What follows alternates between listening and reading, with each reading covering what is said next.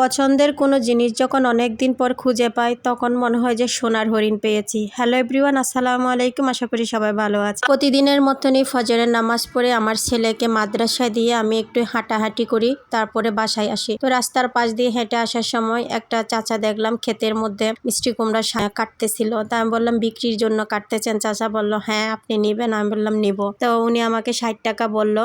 এক মোটা শাক উনি আমাকে আটি বেঁধে দিল। অনেকদিন পরে পছন্দের শাকটা পাইলাম, তো এই জন্য আমার মনে হচ্ছে আমি সোনার হরিণ পেয়েছি। অনেকদিন হয়েছে মিষ্টি কুমড়া শাক খাচ্ছি না, গ্রামের বাড়ি গেলে হচ্ছে খাওয়া হয়। তো এই তো আমি মিষ্টি কুমড়া শাকগুলা কাটার জন্য একটু বসে গিয়েছি। চাচা হচ্ছে এক মুঠের মতন আমাকে ডাটা শাকও দিয়েছিল। তো আমি হচ্ছে এসে হচ্ছে চা বানিয়ে নিয়েছি, তারপর চা খাচ্ছি। আর হচ্ছে দুপুরবেলা যেগুলো রান্না করব সেগুলো একটু কাটাকুটা করার জন্য বসে গেছি। গতকালকে অফিস থেকে আসার সময় আমার হাজব্যান্ড কিছু চিংড়ি মাছ আনছিল, তো চিংড়ি মাছগুলো আমি এখন কেটে নিয়েছি। বড় বড় কিছু চিংড়ি মাছ আমি সবজি দিয়ে রান্না করার জন্য রেখে দিয়েছি, আর ছোট ছোটগুলো আমি বেছে নিয়েছি ভর্তা খাওয়ার জন্য। তো চামড়াগুলো আমি ছিলে নিয়েছি, তারপরে হচ্ছে এইভাবে বক্সে করে রেখে দিব, যখন ভর্তা করব তখন বের করব। তো এতে সবগুলো ধুয়ে রেডি। এখন হচ্ছে আমি যেগুলো রান্না করব সেগুলো রেডি করে নিয়েছি। এখানে হচ্ছে আমি মুরগির মাংস বের করেছি, আলু দিয়ে রান্না করব।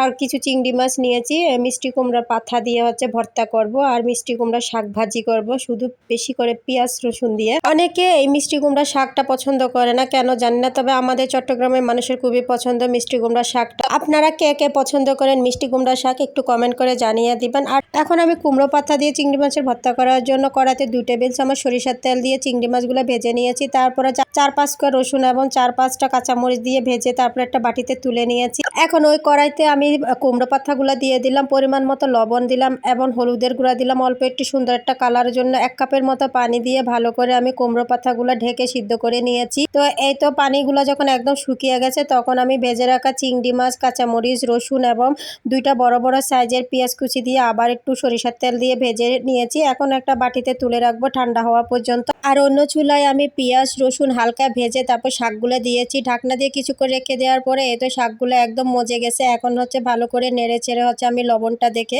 শাকগুলো নামিয়ে নিব। শাকের মধ্যে পানি থাকলে আমার একদম ভালো লাগে না, তাই ভালো করে নেড়ে চেড়ে শাকগুলো একটু শুকিয়ে নিচ্ছি। এরপর আমি মুরগির মাংসটা রান্না করে নিয়েছি। আজকে একটু আলু দিয়ে পাতলা ঝোল করে হচ্ছে মুরগির মাংসটা রান্না করেছি। প্রতিদিন বেশি মশলাযুক্ত খাবার এবং ভাজা পোড়া একদম ভালো লাগে না, তাই মাঝে মাঝে একটু কম মশলা দিয়ে হালকা পাতলা করে রান্না করার চেষ্টা করি। আর এদিকে ভেজে রাখা চিংড়ি মাছ এবং কুমড়ো পাতাগুলো ঠান্ডা হয়ে গেছে, তাই আমি এখন ভর্তা করে নেব। 2 টেবিল চামচ চিলি ফ্লেক্স এবং একটু করে লবণ দিয়ে তারপরে হচ্ছে আমি ভালো করে হ্যান্ড ব্লেন্ডার দিয়ে ব্লেন্ড করে নিচ্ছি। চাইলে এটা পাঠায় বেটেও করা যাবে। তো লাউ পাতা কিংবা কুমড়ো পাতা দিয়ে চিংড়ি মাছের এই ভর্তাটা কে কে খেয়েছেন কমেন্ট করে জানাবেন। আর যারা খান না তারা অবশ্যই একবার হলে খেয়ে দেখবেন, অনেক মজা হয় এই ভর্তাটা। এই ছিল আমার আজকে দুপুরবেলার রান্না, মিষ্টি কুমড়া শাক ভাজি এবং কুমড়ো পাতা দিয়ে চিংড়ি মাছের ভর্তা এবং আলু দিয়ে মুরগির মাংসের পাতলা ঝোল। আমার রান্না শেষ হতে না হতে আমার ছেলে ভাত খেতে চলে আসে, তাই ওকে বলেছিলাম যে দুইজনে মিলে একটু খেলাধুলা করে। তো ওরা হচ্ছে ডাক্তার এবং রুগী খেলতেছিল, আয়ান হচ্ছে রুগী আর ওর ভাইয়া হচ্ছে ডাক্তার। ওই তো ওরা কি সুন্দর করে খেলতেছিল। তো সবাই আমার ছেলেদের জন্য দোয়া করবেন, সব ভালো থাকবেন, সুস্থ থাকবেন। আসসালামু আলাইকুম।